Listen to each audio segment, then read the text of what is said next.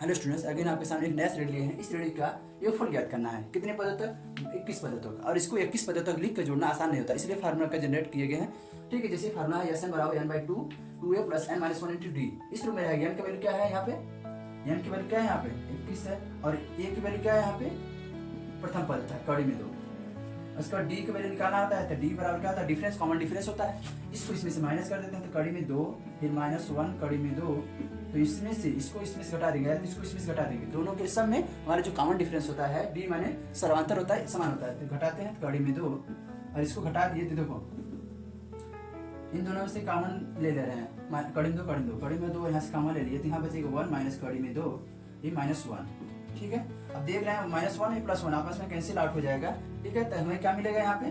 कड़ी में 2 इंटू ये माइनस कड़ी में 2, और इसका हम गुणा करें। ठीक है, इसका हम गुणा कर देते हो जाएगा माइनस 2। ठीक है, तो कड़ी में 2 का माइनस कड़ी में 2 गुणा करें तो माइनस 2 आएगा। अब करेंगे क्या? एन ए डी की वैल्यू इसमें रख देंगे, हमें एस एन प्राप्त हो जाएगा, माने 21 पदों का योगफल प्राप्त हो। चलो रखते हैं, तो यहाँ एस 21 बराबर एन की वैल्यू क्या रखना है? 13 21। ठीक, 21 बटे 2 और 2 गुणित 3, ए का मान क्या रखना है? कड़ी में 2। ठीक है, फिर प्लस एन के देखो यहाँ पर रखना है ना, तो यहाँ एन की वैल्यू क्या हो जाएगा? 21 में से और एक घटा देंगे, फिर डी का गुणा कर देते हैं। डी का क्या है? डी की वैल्यू क्या प्राप्त हुआ है? माइनस 2। यहाँ जाएगा डी की वैल्यू माइनस 2 को गुणा कर देंगे, तो ये हो जाएगा। ऐसे नहीं काटते, सेम दे रहे हैं इसे, और इसमें गुणा करें 2 कड़ी में 2 मिलेगा, फिर प्लस और इसमें घटा देंगे तो मिलेगा 20। 20 का 2 करेंगे तो 20 दूनी 40, ये माइनस हो जाएगा, प्लस माइनस माइनस हो जाएगा, माइनस 40। ठीक है, अब हम लोग देख रहे हैं कि इसमें से और दोनों में से कामन लेके 2 काट सकते हैं आसानी से।